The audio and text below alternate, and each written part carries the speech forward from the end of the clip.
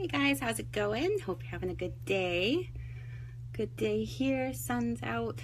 A lot of the smoke is gone, so it's a little easier to breathe now. So that's good. Another Monday, great start to the week. I did my workout today. It was chest and glutes. And the one exercise for glutes, just had to do one. So I'm like, yay, just one exercise for glutes. But it was leg press, which is fine, love the leg press, but you have to do a set of 25, take a little break, do a set of 50, take a little break and do a set of 100. Ouch. So I'm already feeling that. I'm going to be nice and sore tomorrow. So that's okay. I love it. Love being sore. So really got some good stuff done. It's hard for me to walk around after that. Worked on my chest for the rest of the workout. I was shaking afterwards, so in my books, I had a great workout. Hey Keith, how's it going? Hi Joji. So, hey Mike. So today I'm going to talk about fitness assessments. And again, my friend Tina, who is awesome, she's always asking me these questions. This is another one that she asked me. She's giving me these great ideas for doing these little presentations, so that's awesome. And I'm sure it's stuff that you guys are interested in too. So yeah, I got some stuff to talk about. Hey Andy, how's it going? So fitness tests, they're a great tool to help keep you motivated and moving forward with your fitness. So they really should be a part of your routine so you can kind of keep track of what's happening. And whether you're a gym member or not, you can incorporate fitness tests as part of your regime because there are fitness tests that you can do on your own at home. Hey Terry. Andy, you want to be tested? I would love to test you, Andy. You should come for a visit. I'll test you. Hey Terry, how's it going? So why are fitness tests important? So some of the benefits, it makes you aware of your strengths and your weaknesses so you know what you need to work on because you want to have balance in your body. So if you're doing a fitness assessment and you find out you're weak in an area, you're going to want to work on strengthening that area just to create a more balanced program. Another one is it monitors your progress, which shows you how well your workout program is working or not working, and it lets you know when you need to change up your fitness routine. So as long as you're still getting results from your routine, that's great, but once you stop seeing any new progress, it's time to switch up your program. And we do need to switch up our programs every like 6 to 8 weeks is good, because your body does adapt fairly quickly. Hi Sandra.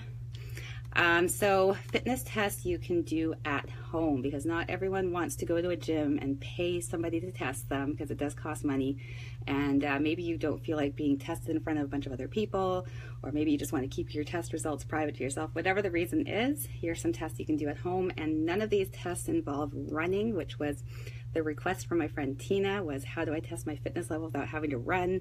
So none of these include running because not all of us can run. Some of us have bad knees and other joints.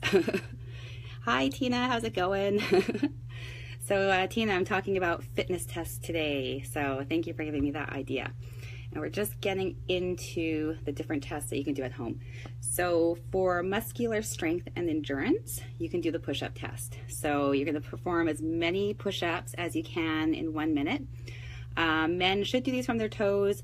They do give the women the option of doing them from their knees if you like. But women, if you start on your toes, you got to stay on your toes and see how many you can do. Don't get to a certain point where you can't do any more on your toes and then go down to your knees and keep going. You just do it from your toes and note that that's how you did them. So you do that, you got to lower yourself so you're about 3 inches from the ground. So you got to go down quite low and then press right back up. You can take a rest during the test if you need to, but you have to rest in the up position. You can't just sit back into a child's pose and give yourself a break. You actually have to rest, which is not really a rest when you're in that up position. You're still using muscle doing that. So you just see how many you can do in 1 minute. And then what I've done is on my blog, I put the charts for what your numbers should be based on gender and age, and what you rate to be excellent, good, average, poor, or very poor. So I could read out these numbers to you, but there's a lot of them and it's just too much. So they're on my blog. So if you want to check them out, you get to go to my blog. And once I'm finished this, I'll put a link to this particular post so you can check them out. The blog is holyfit.ca if you want to check it out before I post this.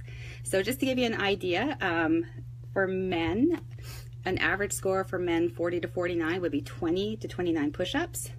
An average score for women 40 to 49 would be 8 to 17. So that just gives you an idea of what the average is. But you can see the entire chart when you go to my blog. So yes, I'm going to make you go to my blog and check it out. You don't have to. You can just Google it if you wanted to. You'll find the information that way as well. So next test, to test your abdominal strength and endurance, it's the crunch test. Oh, thanks, Mike. Hey, Rob. Hi, Greg. Hey, Buck. Thanks for joining, you guys. This is awesome. So the crunch test for abdominal strength and endurance, and there's some rules here, some guidelines. So you lie on your back, your knees are bent, so like you're going to do a crunch. Your heels are about 18 inches from your butt, so measure it out, 18 inches from your butt. You lie down with your hands by your side, palms on the floor, and then you take a ruler and you measure 6 inches from your fingertips, and then you mark that. So make sure when you're lying, you've got your shoulders relaxed, you've just got your hands probably around by your hips, and then measure 6 inches, mark it, and then to do the test, you crunch up until you touch the marker, and then you come back down to your starting position, which is all the way down. That's 1 rep. So you're going to count how many you can do in 1 minute, and only the ones where you touch the marker are going to count. So you see how many you can do. So just to give you an idea, for men, a good score for men 35 to 44 years old is 40. A good score for women 35 to 44 years old is 25. So that just gives you an idea if you try it out. Now for the aerobic fitness. So not everyone wants to run. Not all of us can run anymore. Some of us have issues. Hey, Ange, how's it going? So you can do, one test you can do is called a 3-minute step up. So you need a bench or a chair or something that's about 12 inches high. So get as close to 12 inches as you can. And then what you're going to do is you're going to stand facing the bench. You're going to need a metronome. So if you have one, great. If you don't have one, there's apps for everything. Download an app for a metronome and set it to 96 beats per minute. Then what you do is you start the clock and you step up, up, down, down on the beat. So it's 96 beats per minute, up, up, down, down, up, up, down, down. And then you could take rests. So if you get breathless, take a rest, but you have to stay standing while you're resting. You can't sit down and rest. You have to stay standing facing the bench until the whole 3 minutes is up. And then what you do, as soon as the 3 minutes is up, you got to sit down on the bench right away and take your pulse. So you can take it on the side of your neck, or you can take it on your wrist, and you count it for 1 full minute. Or if you have a heart rate monitor on, you can just check that. So 1 full minute to see what your heart rate is at after doing step ups at 96 beats per minute for 3 minutes. So for men, a good score for men who are 36 to 45 is, let's see, 80 to 88 beats per minute.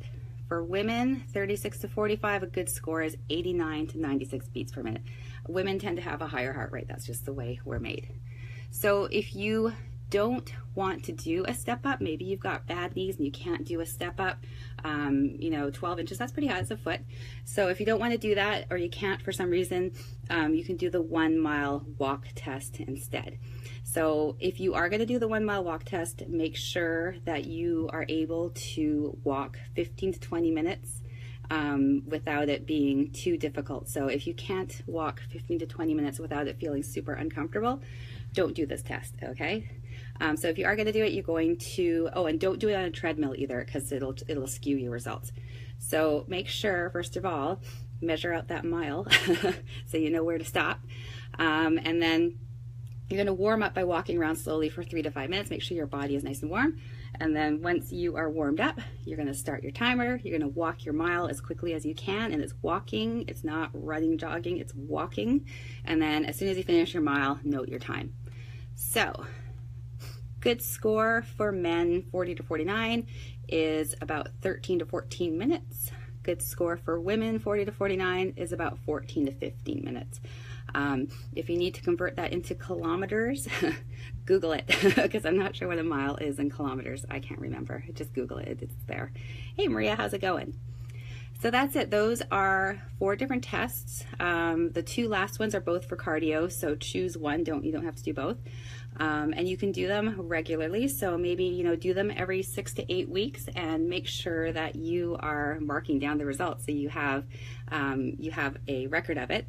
So mark down the date, mark down your results. And then I would also say on your calendar or on your phone or whatever, set the appointment for yourself so that you're reminded to do the test and just do it. Hey Mark, how's it going? Hi Jenny. And like, even if you're feeling like you're kind of having a bad day, just do it anyways, record your results, and then do it again in another 6 to 8 weeks to see how your fitness is progressing. It's really good information to have. Like I said, it will also let you know when it's time to switch your program up, because we do adapt to our programs after a while and you won't see any more progress. And what's the point of doing something if it's not resulting in progress? So if you need any help and you want to discuss it further, you can leave a comment below or send me a private message. We can talk about it some more. As I said, I'm going to put the link in the comments below so that you can check out my blog. And it's a trick to get you on my blog. And you can look at the charts, so you can just see what the numbers are for the different levels of health for men and women based on your age. Or like I said, just Google it. It's all on Google. So that's it for me. I gotta go and set up the studio for my next class, and I will be on again tomorrow. I'm going to Powell River on Thursday, so I'll be away for a few days. If any of my Powell River friends are around, you want to get together for a coffee or a drink or something, let me know, and we'll arrange that for when I'm there. All right, guys, have an awesome evening. Talk to you soon.